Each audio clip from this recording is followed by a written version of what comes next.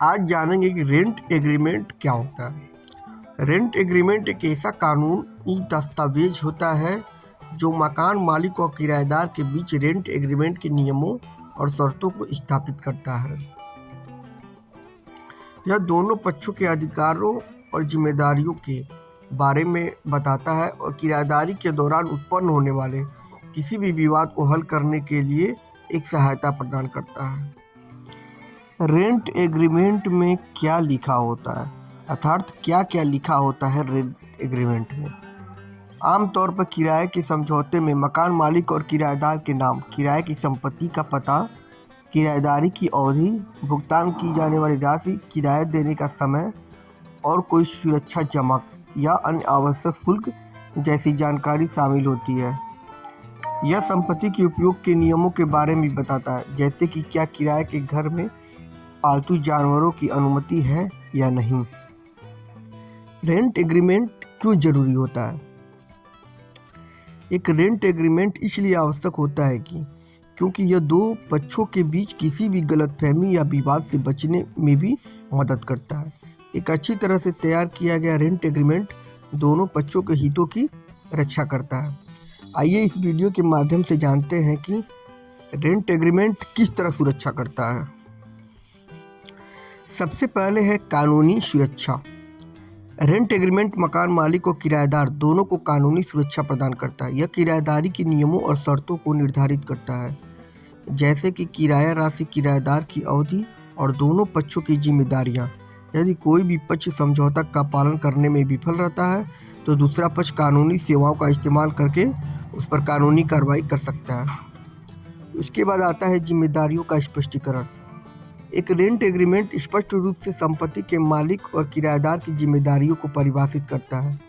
यह इस बात को पक्का करता है कि उपयोगिताओं और रखरखाव, मरम्मत और संपत्ति से संबंधित अन्य खर्चे के भुगतान के लिए कौन जिम्मेदार है। तीसरा है कि किराएदारी का प्रमाण। एक किराया समझौता किराएदारी के प्रमाण के रूप में कार्य करता है। मकान मालिक और किराएदार के बीच विवाद होने पर इसे अदालत में सबूत के तौर पर इस्तेमाल किया जा सकता है। चौथा है वित्तीय प्रबंधन। एक रेंट एग्रीमेंट दोनों पक्षों को अपने आय का प्रबंधन करने में मदद करता है। यह किराए के भुगतान की एक स्पष्ट अनुसूची प्रदान करता है और देर से भुगतान के लिए दंड को भी निर्धारित करता है। किराएदार के क्या क्या अधिकार हैं? सबसे पहले अनुचित बेदखली के खिलाफ अधिकार। अधिनियम के तहत मकान मालिक बिना पर्याप्त कारण के किराएदार को बेदखल नहीं कर सकता। बेदखली के नियम अलग अलग राज्यों में थोड़े अलग होते हैं। कुछ राज्यों में मकान मालिक को किराएदार को बेदखल करने के लिए उसे अदालत का दरवाज़ा खटखटाना होगा और उसी के लिए अदालत का आदेश प्राप्त करना होगा। कुछ राज्यों में किराएदार को बेदखल नहीं किया जा सकता है यदि वह किराए में किसी भी बदलाव को स्वीकार करने को तैयार है। दूसरा है उचित किराया। मकान किराए पर देते समय मकान मालिक असाधारण मात्रा में किराया नहीं ले सकता है। किराए के लिए किसी संपत्ति का मूल्यांकन संपत्ति के मूल्य पर निर्भर होता है। आवश्यक सेवाएं, पानी की आपूर्ति, बिजली आदि जैसे आवश्यक सेवाओं का आनंद लेना किराएदार का मूल अधिकार है। इस अधिनियम के तहत मकान मालिक के भी अधिकार हैं। सबसे पहले बेदखल करने का अधिकार। एक किराएदार को बेदखल करने का अधिकार भी अलग अलग राज्यों में अलग अलग होता है।